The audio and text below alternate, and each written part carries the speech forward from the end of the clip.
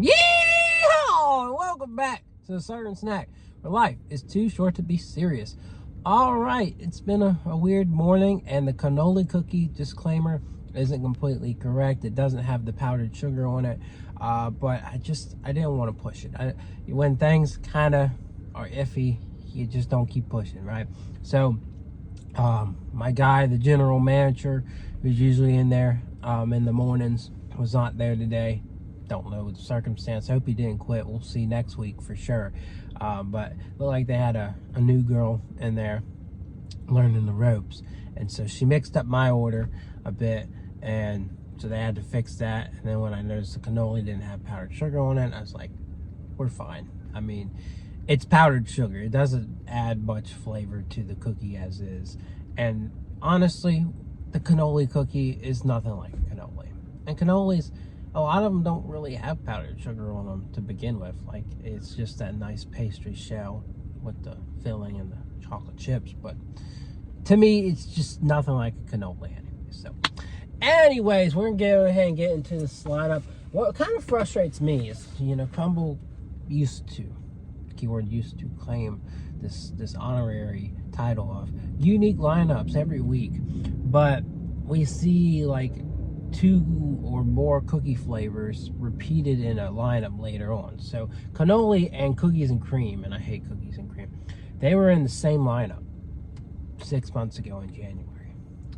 I want it completely unique. Like, if we're going to repeat flavors, at least space them out a little bit, separate them. We don't need these 2 cookies together again. Come on now, Crumbl. Come on now. All right, let's pose for this thumbnail and make it less awkward. All right, yes, one of my least favorite cookies of all time from Crumbl is cookies and cream. And it's just because it's just not a good cookie. It doesn't remind me anything of like Oreos. It just doesn't give that vibe. So the big exciting one of the week, there's no new cookies, but the exciting one of the week is the return of raspberry lemonade. Check out that bad boy. So we're gonna go ahead, try it out, and tell you exactly what we think here of the returning raspberry lemonade, a chilled cookie that a lot of people are supportive of returning. It's got a new lemon slice on it to add more lemon flavor if that's your cup of tea. I don't think it really needs it. I don't think it's gonna make it much better. It might make it more tart, but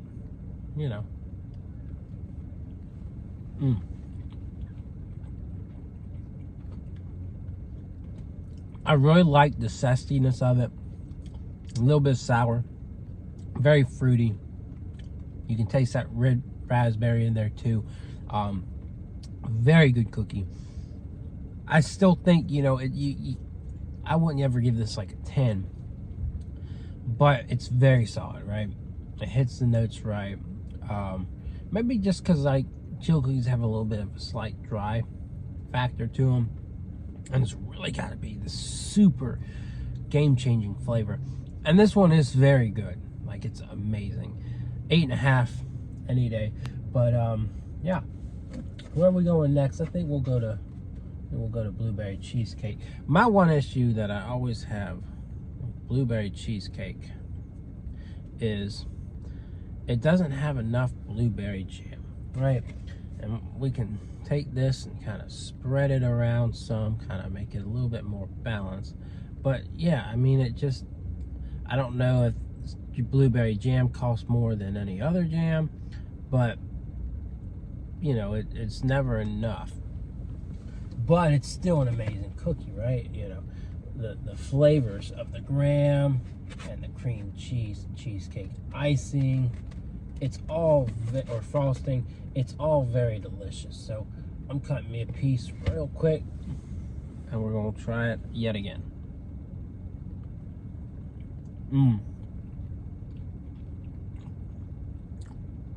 Something about that blueberry, just for me, kind of hits different than like raspberry or strawberry. Both still very good flavor profiles, but so decadent and rich.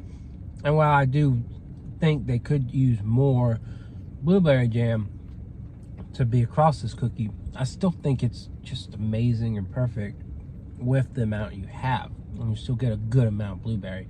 And for me, I'd still give that a 10 any day. I'm just being nitpicky, right? Because we see more of a spread on the other ones. Why can't we have more of a spread on this one? All right, so I guess we'll do cannoli next. Again, as I said, left off powdered sugar, but I'm not gonna complain when this cookie's already kind of a little bit of a failure in my opinion anyways on Crumb's end. They just, it's not cannoli, folks. The cream is not that infamous or delicious cream.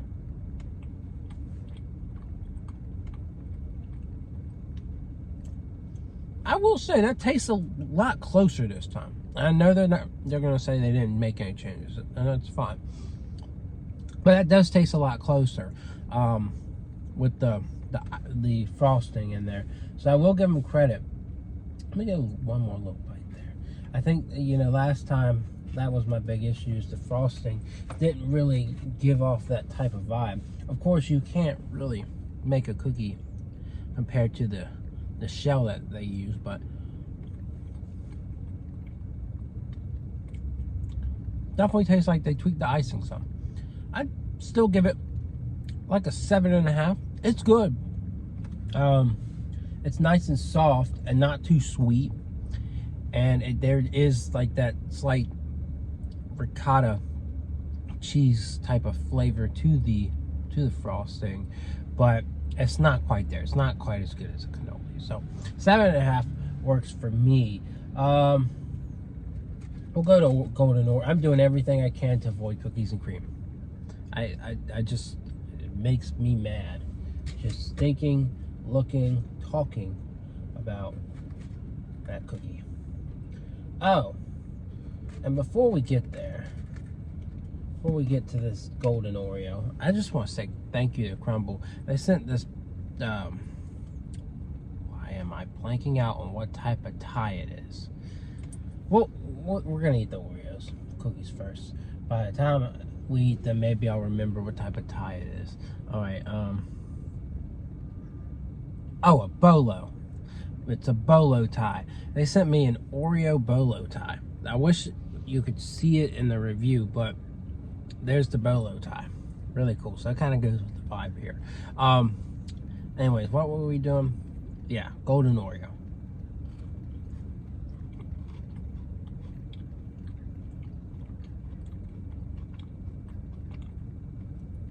It's a very good cookie. Last time I gave it a 7.5. I think this time I definitely like it more than cannoli. It has more flavor. Don't like it as much as the other two cookies we tried earlier, right? But it's really rich in the fact that it's got that golden Oreo flavor. It's buttery, but like richer than the cannoli. And the cream cheese icing, not too heavy, not too strong, not too impactful. Lets the base really stand out a bit. And I really appreciate that about it. I'd give it a solid 8. I'd still like their Oreo more, the regular Oreo, but they did a very good job on that. All right, so after giving that some love, here we go. Cookies and cream. And I love cookies and cream milkshake. So don't scratch your head at that one. I'll tell you why in a second. Why should you not scratch your head about that? And it's because that one, you know, it's so creamy and delightful and has flavor. This, I feel like, I don't know what they use in the space, but it just doesn't seem right. Something's wrong. So anyways.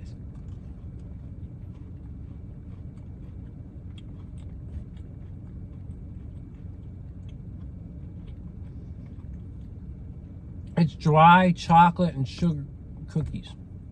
That's what it is. There's nothing about this that's good. Like, it's enjoyable enough, sure, but it's just not vibing.